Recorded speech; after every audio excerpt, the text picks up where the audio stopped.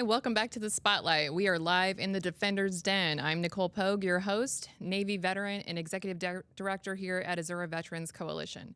Today we have quite an audience for our guests today. We have service officers from the Arizona Department of Veteran Services, Tom and Raul, two of our main guys here at the coalition. They have been holding office space and to help our veterans receive their veteran benefits claims. So let's just get right into the spotlight. Tom, George, Yes, welcome ma'am. to the spotlight, Thank sir. you. I call you sir because you are an officer. Yes, in the yes. military. Strangely enough, that's true. So how did you come to join the service? My father was infantry, went to Ranger School in between Korea and Vietnam. So when there weren't Ranger units, they put him in a basic training company. After a little while, that got a little boring. So he punched out, but that really molded his philosophy on giving and service. So as a kid growing up, that was his field jacket was one we were never allowed to wear because he had his tab on it. So that always just stuck there. I wanted to be a pilot. I never really knew what direction. I just figured, I want to do that because it pays well and I travel. And that sounded like the great plan. But like I said, I never followed through with finding out what I needed to do. And he didn't help me. Dang it. But what he did say was, hey, what I want you to do is just check it out. Go to Fort Knox, do this basic training thing that they've got for ROTC. It's supposed to be, basic training light and nice and easy. It's only 6 weeks, not 8. And at least do that. I'm all right, Dad, I'll go. So I'm sitting there in a foxhole with another guy. It's muddy, it's cold. And I look up and I see this beautiful, beautiful, bright, green, shiny Huey flying along. I just lean over to the dude next to me. I go, do you think that guy's sleeping in the mud? He's like, nope. Where do you think he is? He's probably staying in a hotel room, nice sheets. I'm like, we're in the wrong business. So after that, I really set my sights on aviation. I found that there was one here back in Phoenix that flew. It was National Guard, but they flew Hueys. So I'm like, okay, let me do that. So I went into ROTC. Yes, I do have a recruiter lied to me story. It's great. But I'll save that for another episode because that takes a little while.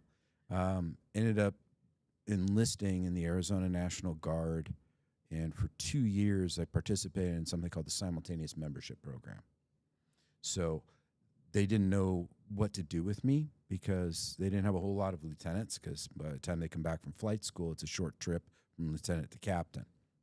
So they said, well, we're paying you at enlisted rank, so here's your enlisted stuff. Go in the S1 shop.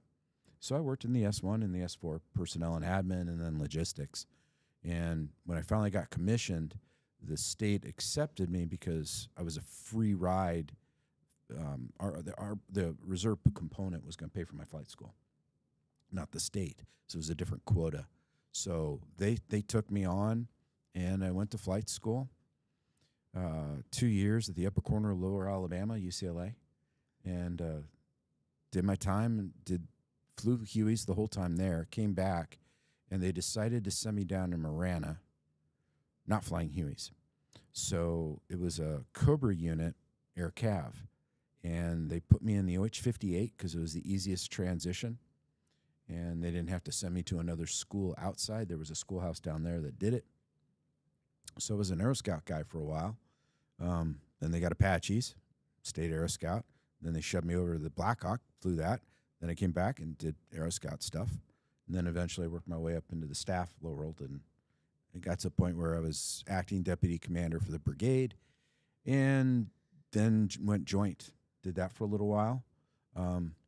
Realized at 27 and a half years, I had given about as much as I could take, and there's some poor choices being made on the administrative side of who to put in charge and what to do, and so the wife finally let me out. The wife finally let you out? Oh yeah, she did. She let me go out. I did get a wonderful vacation to Europe. That was awesome.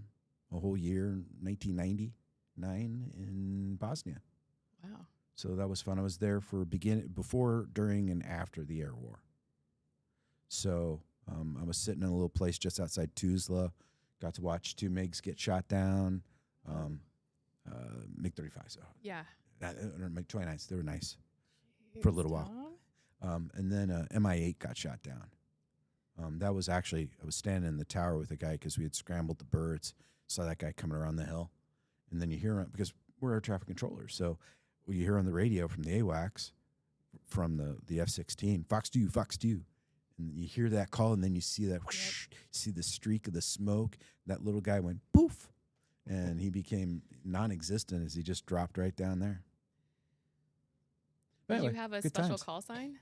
Me? Yeah. No. Nothing. The Army doesn't do fancy call signs. We really, All the Army people in the audience are shaking their heads. yeah. When you become a commander, you get the 6. So 8 is usually one of the platoon leaders. So you're call sign 6 or call sign 8, but that's for the unit. But it's not like the Navy guys who have like Maverick and they give them these really weird, strange names and they plaster it everywhere. We're not into that. I feel like you would have been a Maverick. No, because Top Gun had already come out, so I would have never let that happen. Well, you had some kind of big head on you, though. Well, You that's the leveled helmet, up real fast. huh? You leveled up pretty fast in rank, and you worked on Oh so many God, different no, platforms. I didn't. No. I got held up at captain, going to major because they wanted to promote some other people instead. So even though I was more qualified, they picked them. For commands, they're like, well, you already had a deployment. They're full-time. They need it. They don't. And if they don't have a deployment and they're full-timers, it's kind of the end of their career. So I got it. So I got passed over several times for battalion command, and then I didn't even bother for the brigade. It was just, so it's all good. Yeah. What was your favorite platform? Favorite bird? Favorite bird to fly? Each one has its own thing that was fun about it. The Huey was super forgiving, and everybody knows that sound.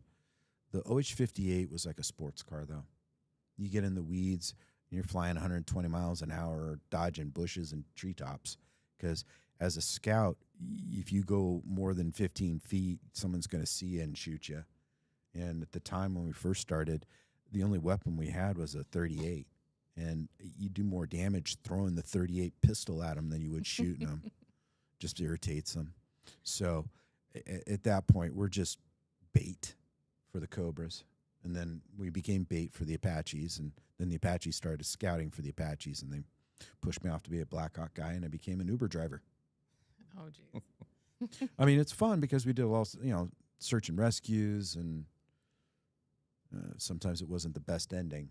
But there was one at Christmas, just after Christmas. It was a doctor flying out of Sholo.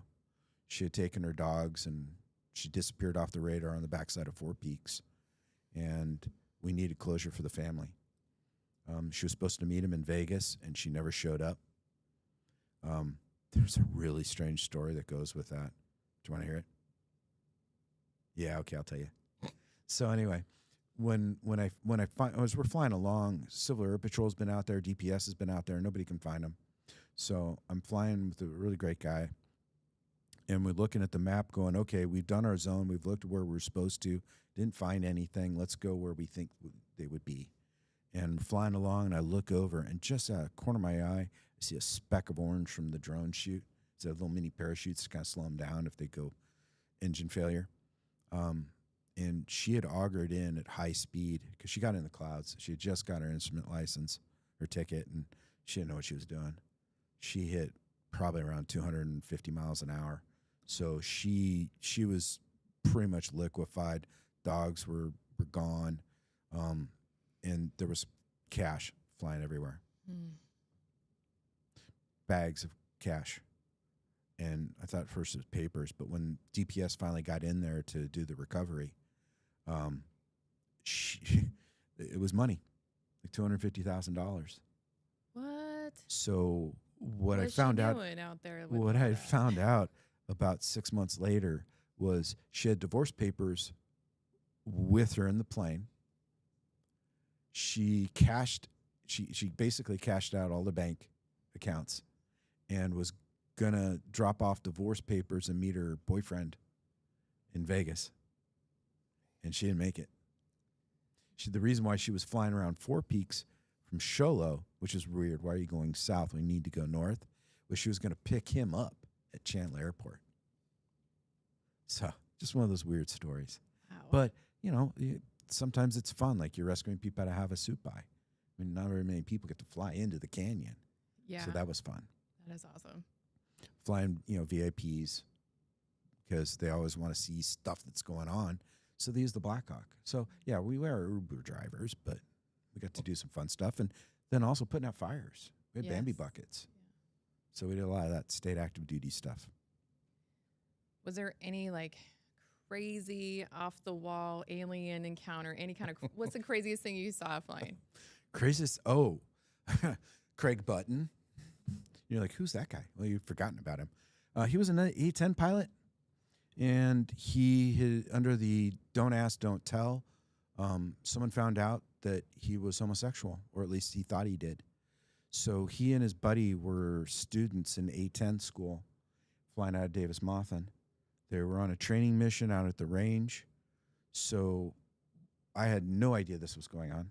I'm out flying a lieutenant. It's one of my last flights down at Marana before I get moved up to Phoenix. And I'm showing the lieutenant some stuff. And we come into the C-shaped ridge line. We drop into the middle of the sea. And I see two A-10s over by I-10. And they always fly in pairs unless there's a student. Then there's two students and an instructor.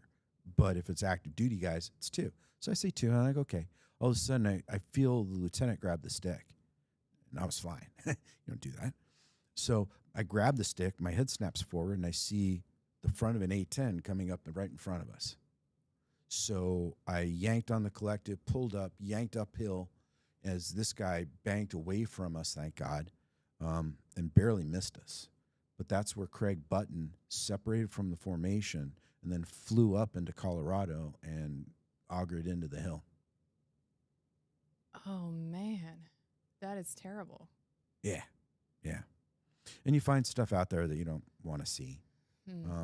Sure, there's insurance wrecks from, stolen cars that they burn up, but you find pieces and parts of bodies and airplane crashes that they've been looking for. So you got to report those to DPS and get somebody out there.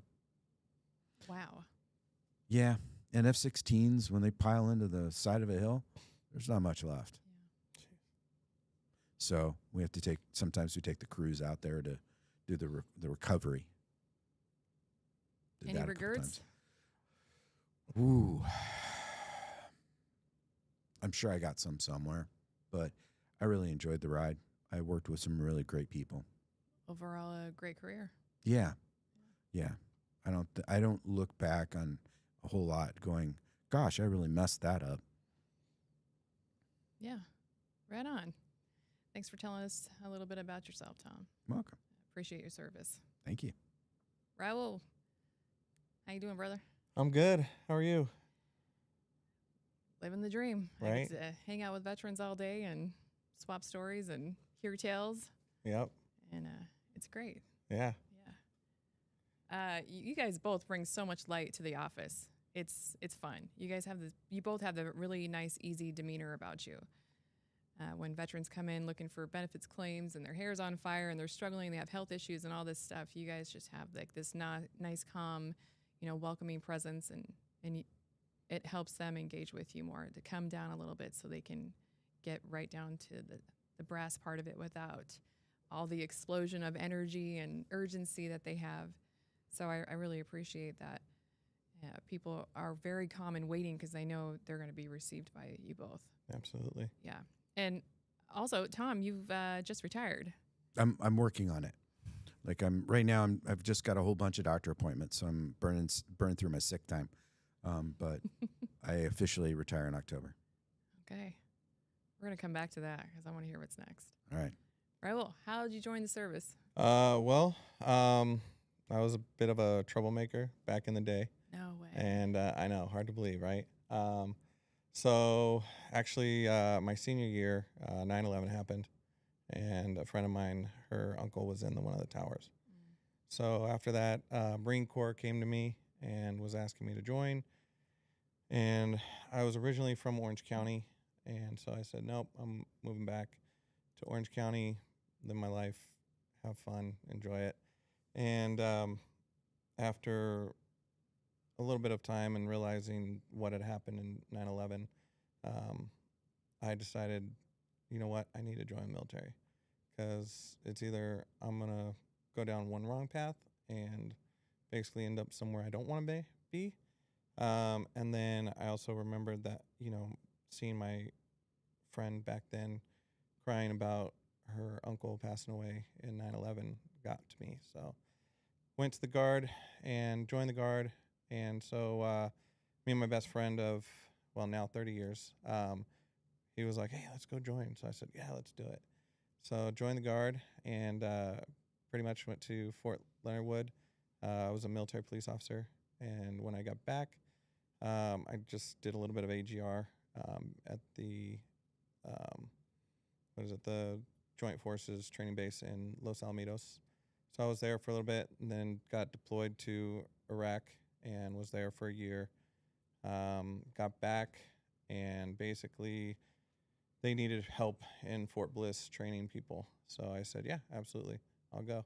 So basically went over to Fort Bliss and was there for about 4 years and helped train units going over. We did detainee operations. So my job was combatives and also detainee operations for unarmed self-defense. So I trained a lot of those guys, got sprayed with OC spray, which was really fun, multiple times because everybody in the unit was like, oh, we don't believe we could do it. And I was like, well, of course, I was low man on the totem pole. So they're like, Izzy, you're doing it, which, by the way, they did call me Izzy. Obviously, my last name, very long. But, yeah, so I probably got sprayed, I'd say probably about 20 times with OC spray. So pretty immune to it now. Probably one of the reasons why I have upper respiratory issues, but I have some in my bag if anybody wants to verify that. Yeah, it's a lot of fun. But no, we trained a lot of Air Force, Navy, Guard, and reserves through there. And matter of fact, funny story, one of our VBCs that we work with, Norman, he actually recognized my last name from when I actually trained him. No So, way. yeah, it came back full circle. I was glad to see that they made it home safe. So obviously did our job right and got them home. Oh, yeah. So, yeah. And then, yeah, basically once I got there, 12 years in and family was growing. So I said, you know what? I said, it's time that set it up and just stay home. So didn't want to miss out on any more fun with the kid. So got out. Wish I would have done 20, but would have retired 2 years ago. But unfortunately, it's the way it goes. So, but yeah, it was a lot of fun. I worked for the DoD for a couple years while I was in the reserves. I was a trainer in Fort Irwin, California. Basically, hole in the wall. But yeah, it was a lot of fun. Had a good time, enjoyed it. So, and now I'm here. All right, here we are. You got any crazy stories that you can inspire to the No, audience? not like Tom. No crazy stories. Oh, come on. I didn't set the bar high. No, not that I can. Well, no, not that I can think of. There's the one. Okay. Right. Yeah. My memory is horrible. Favorite but- time? I have to say, I think one of my favorite times was when we actually escorted the Lakers girls around in Buka. So they came down and visited Camp Buka in Iraq, and so we were basically security forces for them. So that was a lot of fun. Yeah. All right. I love the Still Beach picnics that we had. We're out there circling every 45 days. You don't see land. All right, let's dead in the water. Let's have a couple beers, and unless you're on duty, and it's like, this sucks. It's 120 degrees off the Horn of Africa, and you're like, this. Okay. We were playing volleyball on on top on the flight deck, and of course the volleyball is gonna fly off. So, like 300 people were just like Wilson. That's funny. That was a moment. It was fun. Lots of Nice. other things. A lot of things happen on ships, man. Being underway is wild. It's a little different than boots on the ground. Yeah. Yeah, we didn't have to worry about some master chief with oil and was it an olive? It's an olive, right? It's an olive. It's an olive. Yeah. Yeah, we don't have to worry about that international date like Wow. ceremony. Yeah. So much fun. Yeah. The shellback story is quite the entertaining one. Okay, so you both had good careers. You're both happy where you are now, family men, and you decide to become service officers with Arizona Department of Veteran Services. Why? You want to give back? Was it because you found your way through the system? Are either of you service connected? We both are. Mhm. Both 100%. Oh, the 100%. Yeah. We're broke. Yeah, what Yep. broke? We're 27 years. A lot Yeah. can break down. Yeah. I really worked hard to do that. Funny thing is, I didn't know that my back was broken until 7 years after. What? Well, they said you're a helicopter pilot. You're going to have low back pain and spinal compression. So there I am laying on the floor waiting for this thing to relax. And the family's going out to the chiropractor. And I'm like, oh, that sounds so good. I need to go. And so it took me a year of whining like a month of whining like a little baby. And I finally got to go. The guy's great. He wouldn't touch me until he did x-rays. He says, hey, your neck is really messed up. I says, oh, night vision goggles, the battery packs, the counterweights. Yeah, it's a lot of weight on with the helmet. A lot of weight on your noggin as you're pulling G's and tight turns to watch the targets. I'm like, yeah. I says, that ain't good. I says, okay. He says, well, your thoracic looks pretty good, a little compressed, but it's fine. He says, okay, see where these two bones are touching? I'm like, yeah. He says, well, it's supposed to be the biggest disc in your body. I go, ooh, okay. Spinal compression, right? I'm like, 2 for 2, we're done. He says, well, we're not done. And then he showed me the profile view. And he could see the blades of the vertebrae all lined up in a nice curve. I said, so? He says, yeah. You see where it gets to your hips at that notch? I went, yeah. He says, well, they're not supposed to be a notch. I'm like, what are you saying, Doc? He says, your back is broken. You have a grade 2 spondylolisthesis. And I'm like, okay, but I'm fine. I'm not paralyzed. He says, nah. You get in a car accident with a lap belt, you will be. Oh, thanks, Doc. So what? But- So what did you have to do? Did you get surgery or? No. I did not go down that path yet. I continue to work on core exercises, see the chiropractor once a week, and I avoid step 2. Step 2 is where they start jabbing you with needles, corticosteroid injections. But the problem with that stuff is over time they become you become more resistant to it. So the efficiency lasting time is less and less to the point where they're just jabbing you with needles. They're like, okay, step 3, ablation. I'm going to carve a hole in it. We're going to start frying those nerves and see if that stops it. No. And then after that, it's pins, plates, and rods. Yeah. So are you in pain right now? Hey, I'm wondering about that low back support. Yeah. I'll be fine. I'm fine. So you got service connected out the gate? Oh gosh, no. That was a long journey. Get back to, we'll circle back to the beginning. How did I get into this?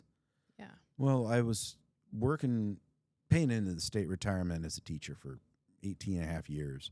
Just before COVID hit, there was a lot of stuff going on. Did not like admin. Admin did not like me. It wasn't the students, wasn't the parents. It was admin. I'm like, I'm out. So I wanted to find something in the same state retirement system because I was close. Only a couple more years and I'd meet that rule of 80 and I could retire out of the state. So when I saw this and the wife, love her, she started Veterans Court in Phoenix. Your wife's a judge. She is now, she was a prosecutor then Okay. for the city of Phoenix. And what happened was when she got out of law school from U of A, they had a Veterans Court down at Tucson. But at the time, the only thing they would do was they go, oh, gee, yeah, you went through some really tough stuff. Don't do it again, or we're going to reduce your sentence or something. But there was no fixing them, no addressing the problem. And she thought that was horrible. So when she got up to Phoenix and there was nothing, she's like, nope, got to fix this. We have all these people that they're supposed to be doing these things to help these people. different agencies and organizations that are specifically set up to help these people, and nothing is going on. None of these people are talking to each other. So she organized this along with a judge and a one-star general, got all these people to the table, and developed Veterans Court. And it is a full-on blown program now where you get into that, you graduate, and it is they don't stop. You have someone walking you through that whole process. So veterans are really getting the help they need. Do they get challenge coins? Yeah. Yeah. Judge Yeah. Romley does that here in Mesa. Yeah. It's so great. Where'd you think you got that idea? Oh. Yeah. So, but yeah, that was from the Phoenix Vet Court, and then it spread. It went to the community court, and then some of the individual cities have kind of broken out to do their own. So it's spread. It's in all of the cities now. Yeah. Yeah. Great. She's Your done. wife, what's her name? Patricia. Thanks, Patricia. But yeah, she's even been called back to DC to give presentations on how it should be. So with that, she knew about DVS. One of the former employers, Rob Thompson, was there. He was part of the table group. So when I knew I needed another job, she's like, "Why don't you go there?" And so I applied, and it was my. I filled out the resume as a teacher. So I actually got denied. He didn't even interview me the first time. And so some people higher up than my boss, I love him, he's great, Bill. But he had another opportunity to do an interview and went, "Oh my gosh, I didn't realize." I didn't, and told me, because after, as a veteran? Yeah. So after because I asked, okay, what was wrong with the resume? Because anytime you mess up, you want to know, what do I need to improve? So I did ask him that, and so I made those tweaks and resubmitted it, and he was like, "Oh my gosh, you're hired, by the way. Let me keep reading." So then I got brought on. I was working down at the Mesa, I'm at the Phoenix regional office for a while. And then COVID hit and everything was shutting down. And so then I kind of went stagnant and everything was working from home. We had always had a presence at the Mesa Veterans Resource Center for longer than I'd been around, for several people. So when that opened up, when Rob left, when Daryl left, they needed someone to go. And so I'll do it. So I'm here one day a week. Was. I'm phasing out, but that's how I ended up in here. And now that I'm wrapping up that rule of 80, it's time to go. Well, we're sad to see you go. And it is sad for me too. I really enjoy the job. I love helping people. Sure, there's times where it's really hard. Like when you got to tell some grieving widow that her husband lied about his service, lied about the benefits that she's going to get. And you got to break the news to them. It's almost like doing the next notification thing, it tears you apart, because these poor little old ladies, and there's been several of them, they were counting on that money. They're living on $300 and something a month. They weren't expecting anything else. They thought the VA, the government, was going to come in and take care of them, and they weren't even eligible. So you try and find other services, but those are few and far between. There's a lot of stories like that. Mm-hmm. Yeah, it's terrible. It's terrible. There are other organizations that help the spouses get ready for the benefits after they lose their veteran. So he lied up front. Oh, they do it all the time. Yeah. Sometimes you're going to get all this when I go. Oh yeah. Not having set up anything. And about their service. One guy begged me, "Please don't tell my wife." He never was in Vietnam. He did the East Coast like a year and a half, and she thought he was this high-speed combat warrior. No.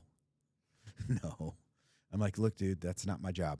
You have to deal with her, but you got to explain to her why you're not eligible for benefits, because you're not." Well, that's pretty heinous. I really feel for those people. Oh yeah. But that's the hard part, And you can't demand that they bring their spouse in with them. No. Yeah. And half the time Unfortunate. they've already passed. Mm-hmm. So they left them with this belief, and that you can't even yell at them because they're gone. Mm. What prepared you to handle situations like that? What's your degree, actually? My first degree was a bachelor's in criminal justice, my second in sociology. Then I have a master's in education. And if I had paid the money, I would have got a master's in international studies. I just didn't want to throw down the money. Because literally, I had done all the courses. I just needed to give some school money. I'm like, why? So for the emotional support piece, it's just it goes in tandem with life circumstance. Like Honestly, you live the experience. As if you're an officer and you're doing your job, you're a Yeah. mother, you're a father, you're a counselor, you're all of those things. So you have to learn how to address really hard situations, figure out what's the root cause, what can be done about it, and start developing a plan of action. It's just one of those things where it's just the repetition and the experience that makes it a little easier each time. Hence, they just had to see kind of like the top 2 lines on your resume. They're like, absolutely, you're hired. You're more than qualified. Yes, special. Please. Short Join. bus? Yes, yes. Short bus. Sure. What about you, Ro? So yeah, I've been with the state now almost 2 years. I was with another organization before this for 2 years, but what really got me into it was, obviously I maneuvered myself through the VA system on my own. Didn't really have much help when I lived in California doing it.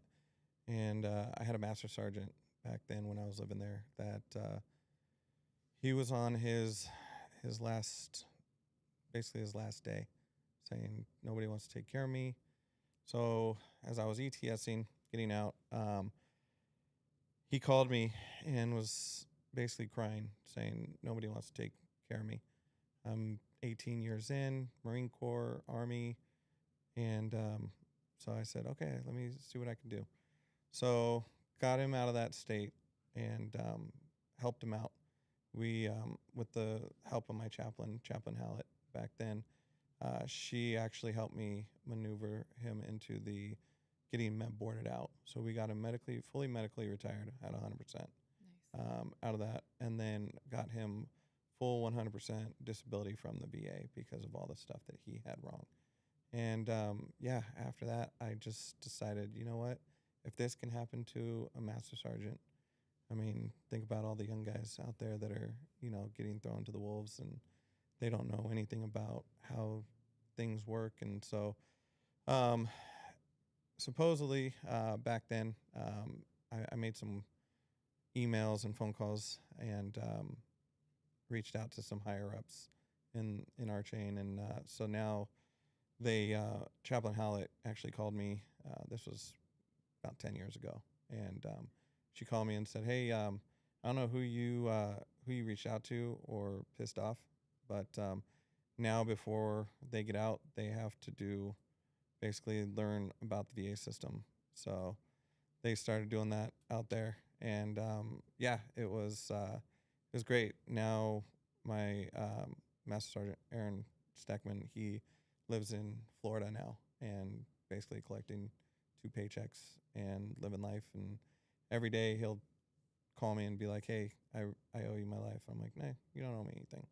I said, we're a family. That's what we do for each other. So yeah, got into VFW a couple years before in 2021. And then 2023, I was working at the VARO and learned about Department of Veteran Services. And so I said, you know what?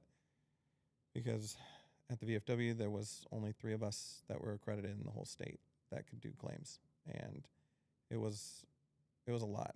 So I said, you know what? I need help and I need to not just be part of 3 people doing this. So found DVS and my boss at that time, he interviewed me, hired me, and then said, you know what, you're a great asset. And then he put me here at the Mesa Center and been working with Tom ever since. And yeah, it's gonna be it's gonna be big shoes to fill. especially with him. I got small feet, brother. But everything you do here and helping out with the vets, it's gonna be a lot. So, but yeah, so we take care of our vets, and some of them have actually come in recently and talked to me because they're, you know, trying to transition into coming to me, and so helping them out, and yeah, so, but it's like one big family at DVS. I mean, we have each other's back, and we take care of each other's veterans no matter what. Thank you both Mhm. for everything. And it's great that you have such a passion for it and like the story of the why and being able to get people what they deserve. Mhm. So they're training people how to navigate the VA healthcare system, just in this one facility, this like an entire division. Like, where's that at? So it was actually the at Joint Forces Training Base in Los Al. Oh, So they actually, from what Chaplain Hallett said, is that unit decided they were going to put that into each unit that falls under them, under their chain of command. that So needs to be Fort Bliss, nationwide. it does. It really does. Because, I mean, you hear a lot of veterans getting out and they're like, they just gave me DD 214 and said, good luck. Yeah. That's it. And then, they don't know what to expect. They get out, they're like, hey, what am I supposed to do? And, that's where we come in and walk them through the process and educate them. We're not here to push them to do anything that they don't want, obviously, but, we're here as, educate them. And it's everything that we teach and tell them. It can be found on, the internet. And I was just going to say, where's the first stop for a transitioning active duty? Before they even get out, before they go for their shippy, they got to be honest. Being a pilot, one of those things, and there's a lot, special ops guys, same deal. There's a lot of issues that you cannot talk about, because if you do, they'll medically ground you. You don't get to the job anymore if they don't kick you out. So there's a lot of things that we just don't go for. Plus, there's the military guard that says, I don't whine. And so we just suck it up. And when you do go to the medics, hey, here's some Motrin. Suck it up, walk it off. So there's a lot of that goes on, but you got to be honest and open before you even get out to get it documented. Which I think is unfortunate when you have a junior enlisted. They're hearing that. And the senior enlisted, they know better. Telling them to walk it off, knowing that when they do get out, then they don't have that already filed through their command. Well, you got to remember, even the senior enlisted don't know yet because they haven't gotten out. Well, it's still But falling downhill. No, I agree with Yeah. you. It's just that they don't have the knowledge themselves. Yeah. They should, Yeah, but they absolutely. don't.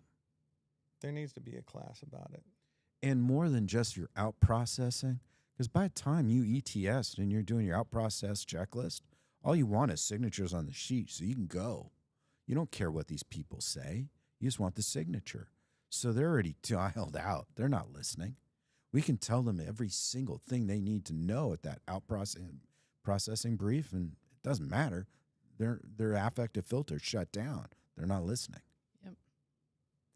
That's why it needs to be a class as opposed to just part of the out. Absolutely. So, man, it took me several years before I even knew that this was even a thing. I had no idea what it was. And by the time I found out, I had already gotten myself into plenty of trouble.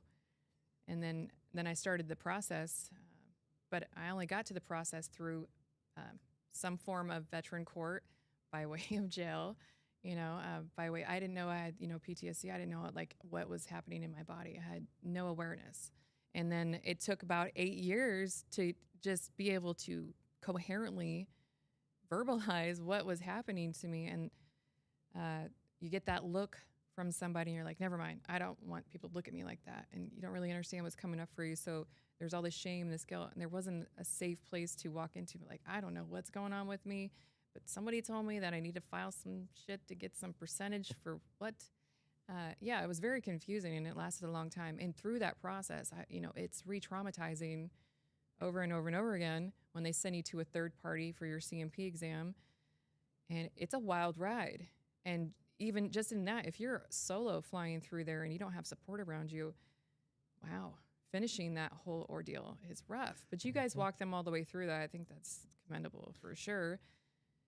But I mean, as a female veteran with MST, that is so hard. We have a couple of women that have come by here recently since I did the show with Dana, and it's like, how do I even start?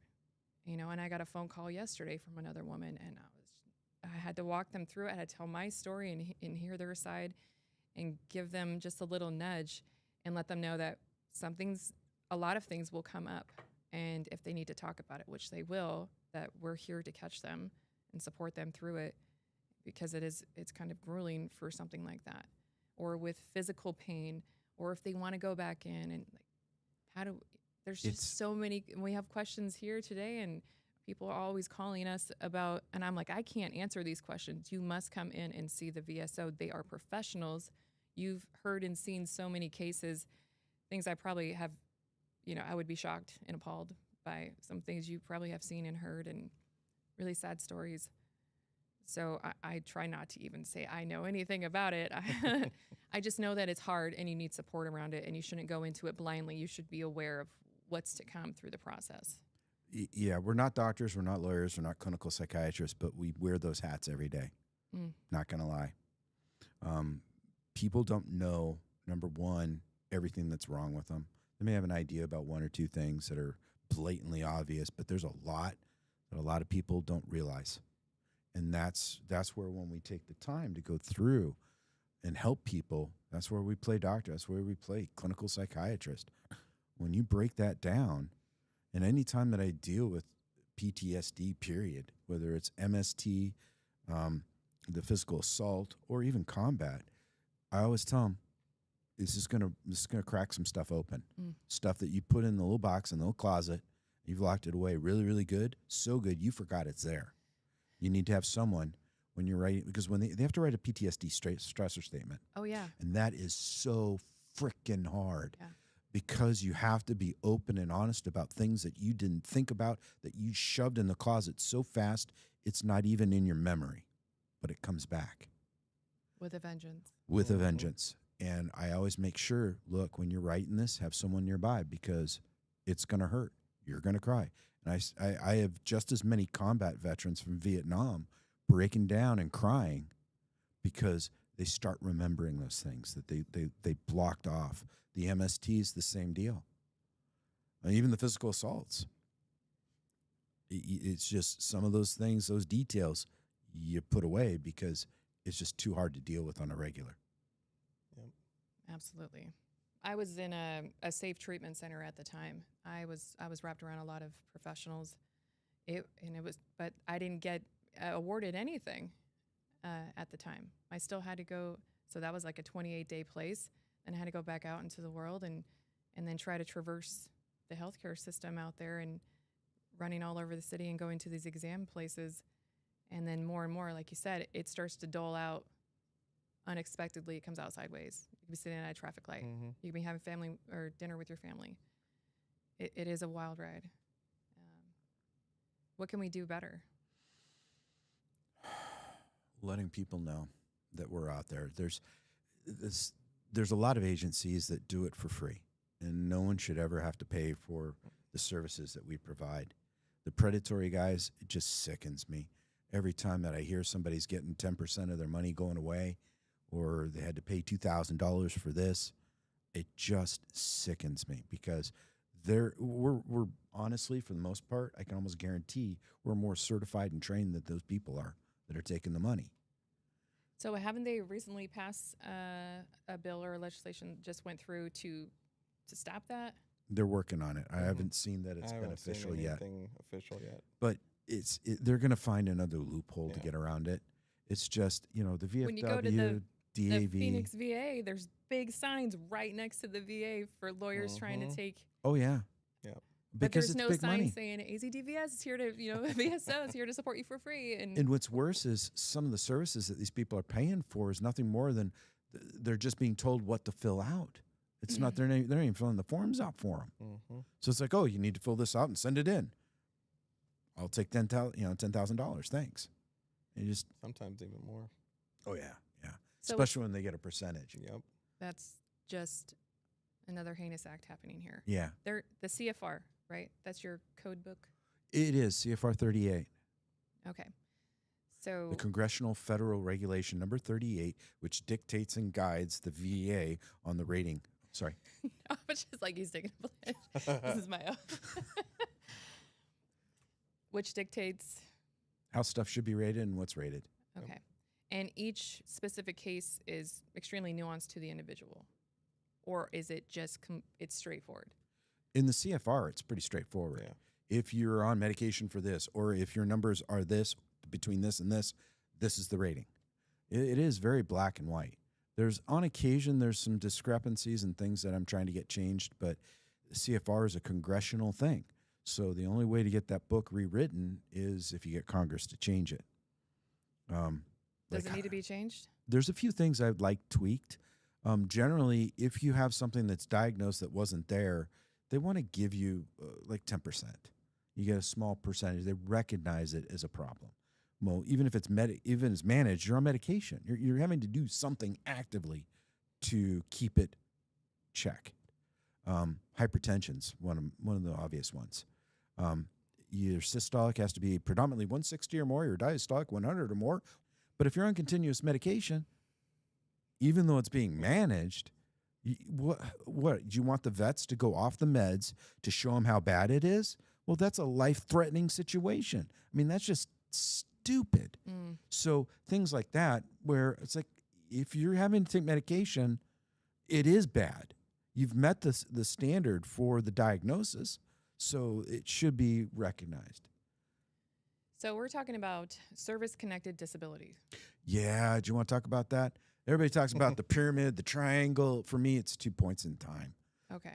Something that started or was aggravated while you were on active duty, not necessarily because of the job you were doing on active duty.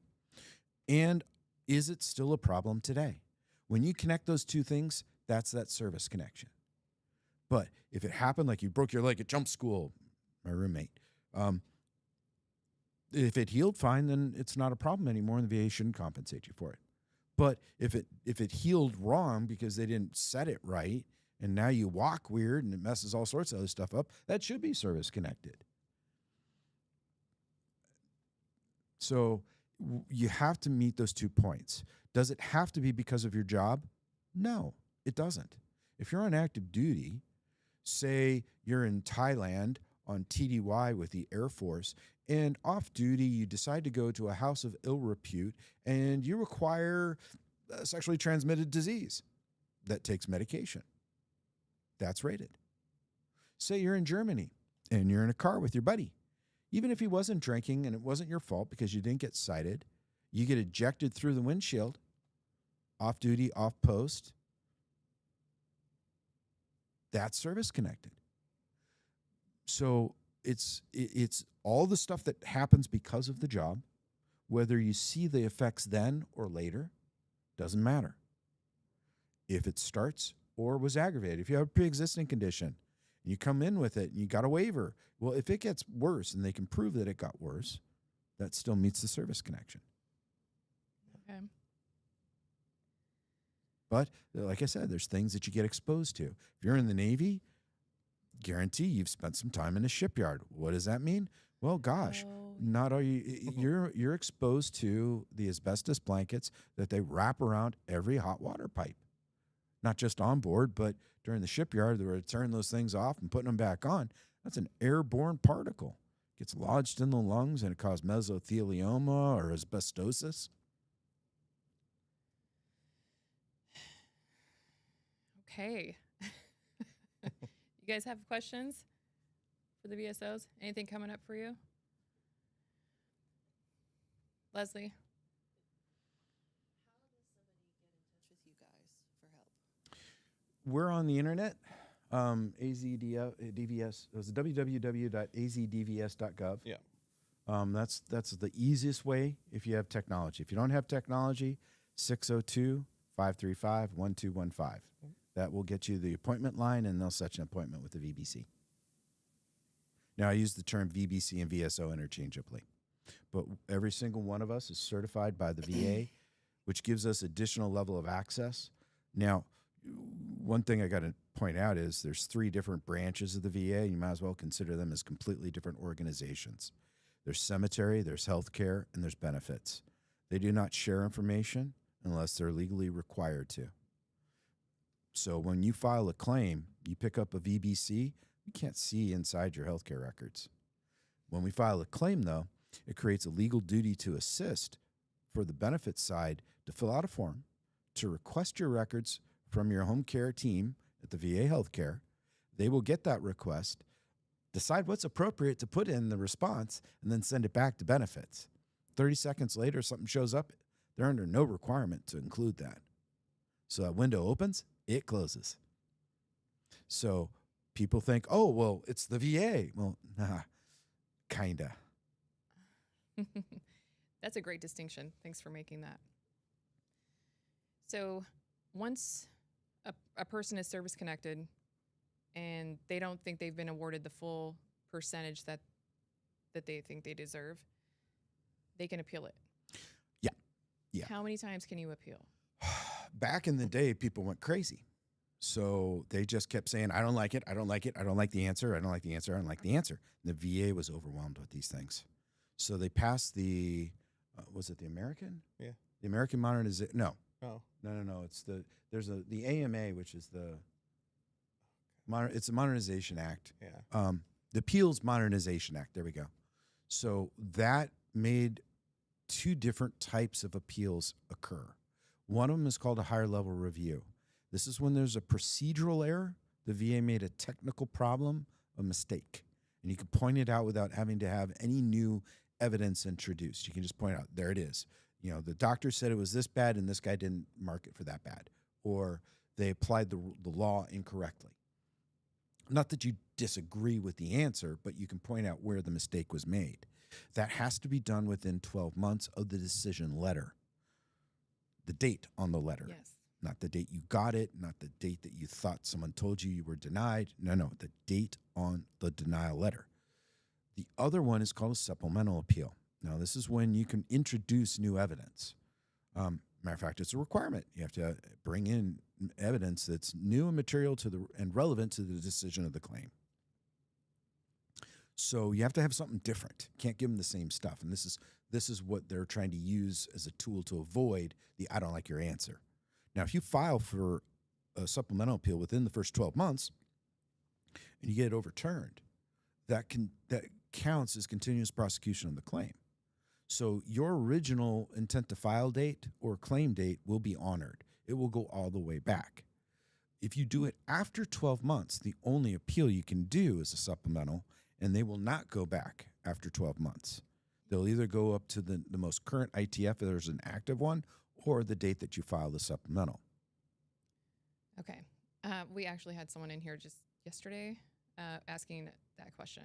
So I hope she's listening. She got her answer. What else can we say to this? You know, why are people being sent to CMP exams in the third-party sense? Why does that exist? It's actually a good thing. Well, I get it. So you take the institution out of it. So they're right. But it's like it's really hard because you're working with your service officer. You're getting to know each other. You're trusting. I mean, I see you. I trust you. You're this calm individual, and we're talking through all of my things, right? And then you go to this person. They're like, "We have 30 minutes. Go," and I'm deciding your fate.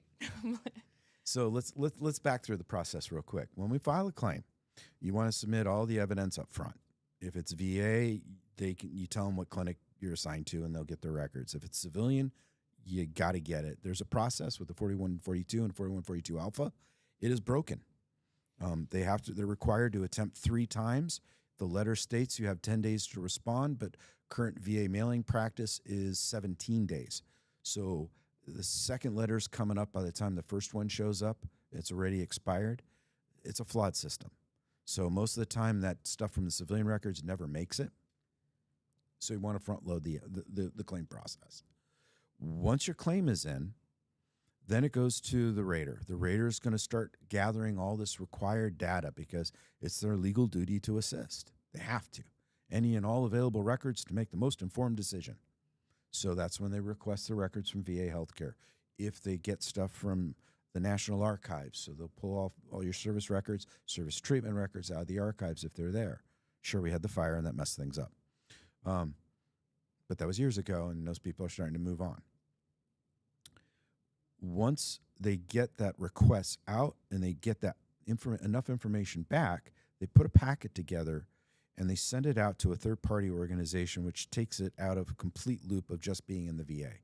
And I appreciate that because I don't want the VA to be in charge of the whole process. So what is the purpose of a compensation and pension exam? You'll hear people say C&P. Sounds like Charlie November Papa. It's not. It's Charlie and Papa. It stands for compensation and pension.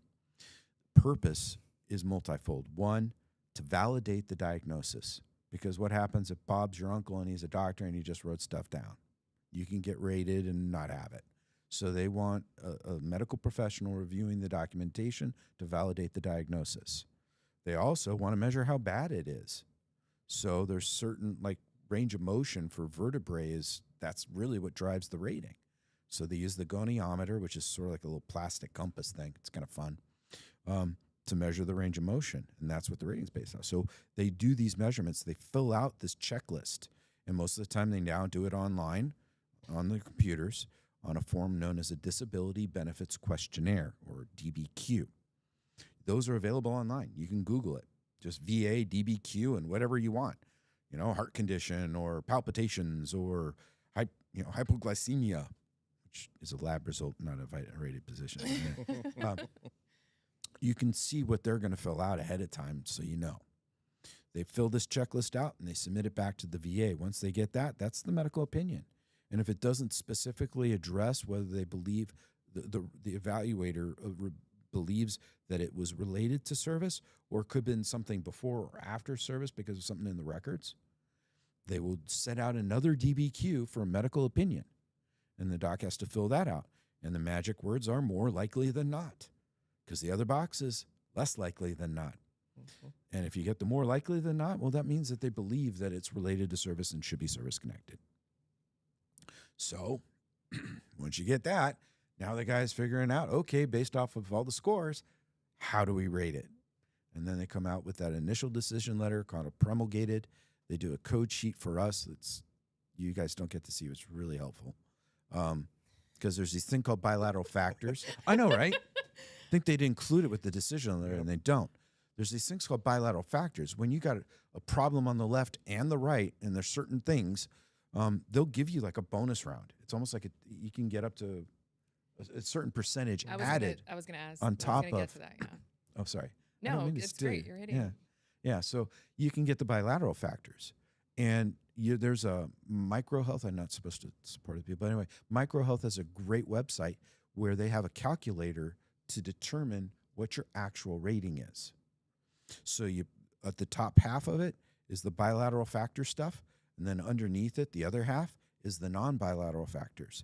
And for me, I just put the diagnostic code so I don't hit it twice. And then you just a drop-down menu of what the percentage is. It adds it all up, and it tells you what your true rating is. Now, VA, in their infinite wisdom, do what's called VA math. It's like the new math. It is. It's worse than new math because I taught new math. Oh. Yeah. So VA math becomes, and I hate to say this, percent of a percent. And I'll give a real quick example of how you can understand it. Imagine each person is worth 100 points. As you convert points to a total rating, they're gone. So I had this Marine. He had 2 50s and a 10. Real math people say, that's over 100. He's good to go. No, not in the VA world. VA world says we're going to start with the biggest number and work our way down till we're out. So we got 3 things to do. 50% of 100 points is 50. So you take 50 points, you convert those points to percent. So now he's at a 50%, but he's only got 50 points left. So you come in with a second rating of 50%. 50% of 50 is 25.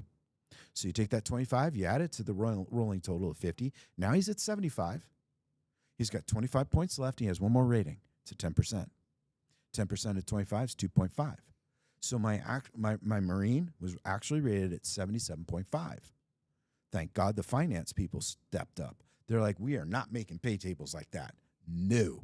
We're going to follow rules of math. 5 or more, we round up. 4 or more, we round down, and we're going to the nearest whole 10%. Suck it. And that's how it goes. So when people see their combined rating, sometimes they're very misguided about where they really are in the process. So when you think about you're at a true 90%, you need a whole nother 50% just to get to the 95 to round up to the 100. That's why they say it's the hardest to go from 90 to 100. It is. But the pay scales it's reflective of that. Yeah. There's this huge upward spike in the curve. So, and if you do hit 100%, there are other factors there. There's permanent total, or there's just 100% that they could take away from you. Well, let's talk about that. Certain conditions can go to 100% for a limited time, like cancers. With the if there's the expectation that it could improve through radiation, chemotherapy, surgery, if it could get better, they give you usually 6 months, and they'll check back in to see if you're getting active treatment. Because cancer, if it's service connected, is an automatic 100% while it's active alone. So what you'll see on there is not static disability. You see future exam, and they'll give you the date, month and year that they're supposed to start figuring out to reach back out to you. Hey, still got that problem, or did it get better? If it's a static disability, they have no intention of coming back to it. So, surgery also. If you have a service-connected disability and you have surgery on that, you are going to 100% for at least 1 month, sometimes a lot more. You can go up to, like, I think knees are 6 months now. 6 months, yeah. Yeah, and there used to be one that was a whole year from physical therapy post-surgery. So that's 13 months of being at the 100%. But again, at the end of that temporary 100%, there will be a future exam because they got to figure out, hey, if you had surgery and it fixed it, well, then you're not as bad, which is a risk because some people, if they want that temporary 100% and they file for it, well, guess what? You run the risk of losing that rating. It could go back down to 0 because they fixed it. Yes. I've seen that happen to individuals who go through treatment. So it's like a rehab. It's a surgery of sorts for mental health. So you get temporary 100% while you're in the program, and then when you leave, it's either completely gone or it goes down to whatever basic you had before you went in there. Yeah. And unfortunately, people come to rely on that. But I'm like, were you given the tools to succeed in life? Do you feel better? And now that you're stable and you can go live a functioning level in society, yeah. But then there are individuals whose minds will never be the same. And that fatigue and trauma lasts a lifetime. That individual becomes permanent and total, which means that percentage will never be stripped away. The VA has no intent on revisiting. There's certain conditions that can trigger a reevaluation, though. If you file for an increase on something that was a static disability, that means that the VA has to relook at that. And if you get an examiner that doesn't agree with your current rating disability, and they can downgrade you. Now, in the first 5 years, they can actually unservice connect it. After 5 years, the best they can do is drop it to a 0. After that, the only time you really start getting looked at is 20 years, and that's really a total protection unless they can actually prove fraud. Like those guys out there that 100% for their back, and they're picking up 80-pound bags of concrete out of the back of the truck. And then that happens often. There is a IG for fraud that's out there taking pictures. And so when people call in, they do their investigations. And I know of 2 guys that have ended up in Leavenworth. Yeah. How does that contribute to those false claims? It makes it harder for the individual who deserves them. It makes it harder for them? It does. It does, because the raters see this. They know you're faking it. You're not. And now some of it is these guys are gate guardians of our tax money. Don't get me wrong. But it does make it harder for some of those folks working at the VA to make the right call. Yeah. Well, sounds like a really tough job, a noble job. I wouldn't even call it a job. What would you call it? It's kind of like a calling. It's not really. It doesn't really You're feel like veterans work helping veterans because- navigate. Yeah. Yeah. It's It's just we do it a lot. We're We do. spending a lot of our daytime doing it. How do you guys stay so, pleasant around all of it. 'Cause I'm sure it's just like another war you're going through. Each individual's war. Oh yeah. I mean, it's um, got its moments. I mean, there's moments. How do you take care of yourselves? What do you do for fun? So, because there are a lot of people who are struggling with similar things in their lives, and I like to ask people, how do they decompress? well, I mean, sure, you got family, and when you got a good family, you can lean on them, but that's not always the case. I think both of us got really good families that we can lean on, so we're lucky there. Me, I knew that I would have. I thought I'd have more free time, so I jumped on this organization that raises money and awareness for kids' charities called the 501st. It's a Star Wars group. I love them to death. One of the hardest ones is when you do a kid cancer ward, and like I went in, and this kid, he was probably 8 years old, zipper stitched from his throat all the way down to his belly button. He had more tubes in him than the soda machine at McDonald's, and they had racks of machines that looked like servers that those tubes were connected to, keeping him alive. And as we're going in, the nurse is like, "We don't think he's going to make it to the end of the week." So you walk in there dressed as a stormtrooper with Darth Vader. This kid just lit up, ear to ear grin. You're like, that may be the last time that kid felt that joy. So, here we are. Thank God we got the helmet because you're crying underneath. But we find ways to give back. Yeah. And then off duty, we're always helping other people. Our friends and vets reaching out to us. Yeah. I mean, they're out there. I mean, you've got friends that are vets. I've And got the friends. more we do it, the more we learn. I mean, neither one of us jumped straight to 100. We both had to work a long time fighting the system. Yeah. I mean, I sat there stagnant for 5 years, waiting to get before a judge to say, no, it wasn't my 7th grade lab science teacher time that trashed my feet like that. It was the airborne air assault and ruck marches. 5 years. Yeah. But when he overturned, he says, "Guys, are you that stupid?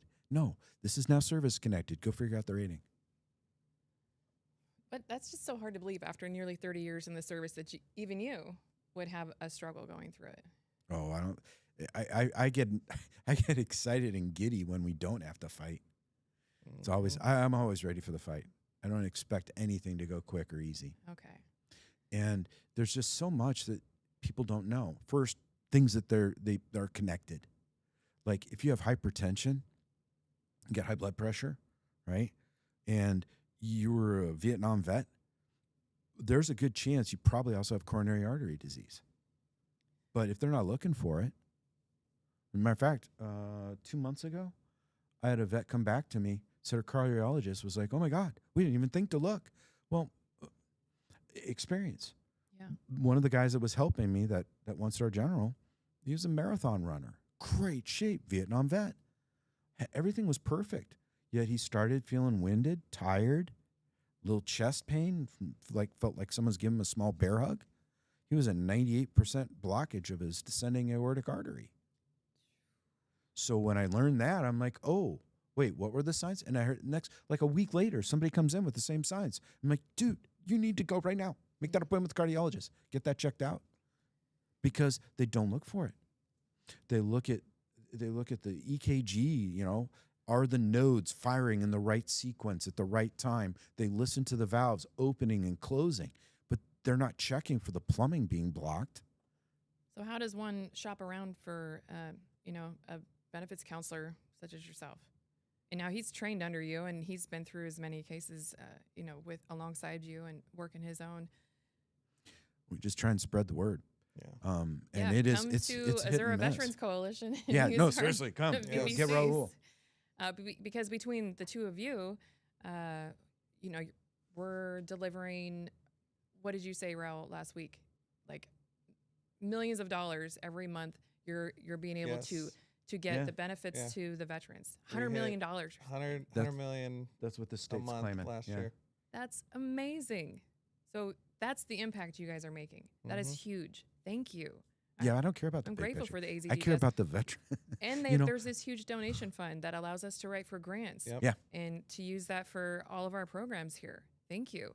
I get to write one a small grant for a lot of my smaller programs, and then there's a big grant that you can apply for every year. It's a great department, and you get trained well, and they give you a lot of training. You guys are always going on some training escapade. They throw in some. It's not as good fun. as TDY, but yeah. It's not the Philippines. No, sadly.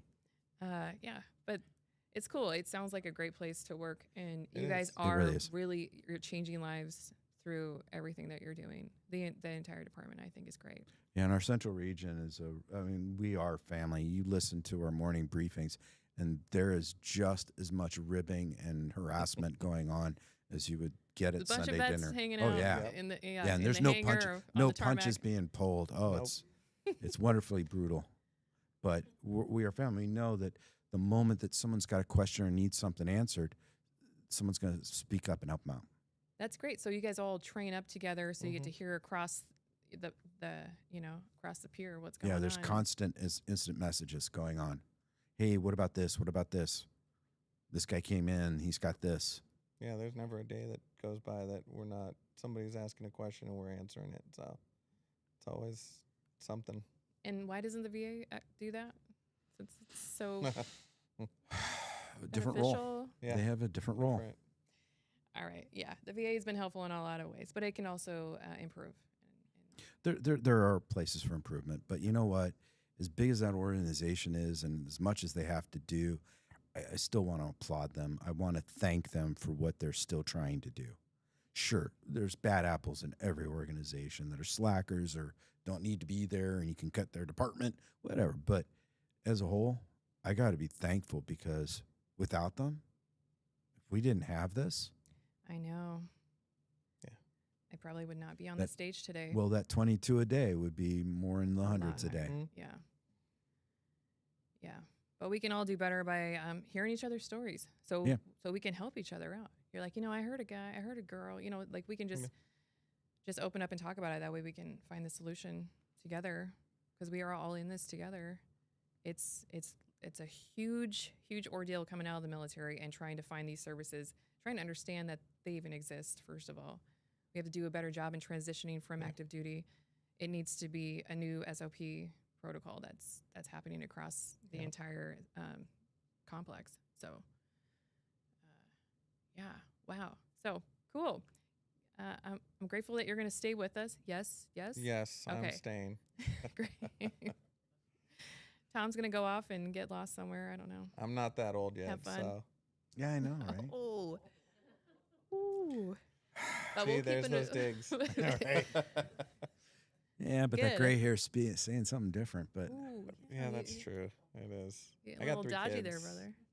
Oh, it's the kids' It's the fault kids. now. Yeah. It's yeah, the kids' fault now. you're supposed to say I dye it gray to get that distinguished look. Next year, this year I might be Santa Claus. So Oh, who nice. knows? Well, kind of the last question we like to do here on the Spotlight is, what do you think is missing from the veteran support community? Did you know that there are 4,000 501(c) nonprofit veteran organizations in this state? Yet there are so many displaced people that aren't receiving services. Either you can't find those organizations, or they don't have a center like ours where you can find it all in one place, or we can't get organizations to come join us so that Or they're veterans can find it essentially- all in one place. They're essentially pop-ups. They get a grant, they come out with this pitch, they get the money, and then it never really happens. There's a whole bunch of small homes that we're supposed to be going on too. So there's a lot of that too, where they don't know about the population doesn't know about them. So yeah, we need vet centers. We do. We need this place. Why? Because it can be the hub of those organizations. They should be reaching out to you, dropping off flyers, cards, trying to help support your mission. Absolutely. Because we don't want to run around the entire state looking for all of these entities. So the ones that we do have here, the ones that we are partnered with, we know that they have regular funding, that they are vets helping vets. They're sitting down. We're talking to them. They have the case management approach, and they're out there. They're at all the stand downs. We see them everywhere we go. We know who the players are. And so we host them here, and we make sure that if we can't help them directly today, we know the people who are serving all the time. So what's missing? What's the ultimately missing? It's communication. You think it's if we can get more media yes. awareness out there, that would be great. Reach out to Channel 3. They're good kids. Channel 12. What should they be I'm trying focusing to on? Awareness. First, the vets need to know this place is here and what you guys offer. Second is for donations. I mean, I love Wounded Warrior, I do, but they're only helping post 9/11 guys. What about all those other people? Well, they don't count. So all that money that goes to that organization to do great, glorious things, don't get me wrong, but Limited. those people who are throwing that money out there could be throwing it towards you. We need to get that word out there. And these organizations that do those services should be actively trying to get hold of you, not you hunting them down. And they're not going to know that you exist until we get the word out there in some way that they're going to see it. So that's why you need to tap mainstream media. Yep. Yeah. Now I am trying that other thing, but I got a sweet deal in. Okay. Patiently waiting. We do have the Mesa International Film Festival happening at the end of this month, the 21st to the 23rd. We'll be tabling there, and our production team, Death Deny Productions and Happy Jack Media, who produced this show, have a film that's going to be premiered over there, and we've been asked to table. And then we've created a commercial for this space that'll be playing before all of the premieres of the films that are being displayed. So that's going to be a huge piece there, and it's at the Delta Hotel, the Marriott. They've been longstanding across the street for a while, so hopefully we can. And we're trying to reach different audiences, bringing in other organizations or information like this. Like I think this is up there with Dr. Carl Faulkner's show. You guys speak to the real heart of what the strife of becoming a veteran, of what it's like to, not only traverse the VA healthcare system and all of the ancillary programs, but the toll it takes, and then the passion that for the counselor to have, and what you guys have to hold, and how that system works. So there is a lot of awareness that needs to happen overall, and I think we could all benefit from just speaking up, asking more questions, showing up for each other, pointing in the direction of the people who are helping, and bringing everything in under one roof so that we can ultimately get funded, not month by month by month like we are, but for the next 5 years. I would like to have us in a home where we're safe, where we know we can be there for a solid time, where the veterans can consistently rely on our services, where we're not dodging bullets and the inconsistent HVAC systems and what have you. Like, we deserve a better home for this, for our city, for our state. And we are a very large veteran population in this state. And a lot of negative numbers also reflect that too. And we want to change that. Yep. So thank you for all you do and for sharing your stories. And if you would like to donate to Azura Veterans Coalition, we are now a fully independent organization. We are going through a name change and a new logo. If you have any ideas about a new organization, coalition name, something that's different, catchy, that you want us to develop, please send your ideas and information to info@azuravets.org. We need everyone's ideas and passions surrounding this because it is a passion project and it's something unique to each of us. So how can we create this together? It's not about me. I'm just the one that's up here sharing the stories. Yes, absolutely. We need more volunteers. I have volunteers in the audience today, and we know that we're working super hard and we can't do it by ourselves.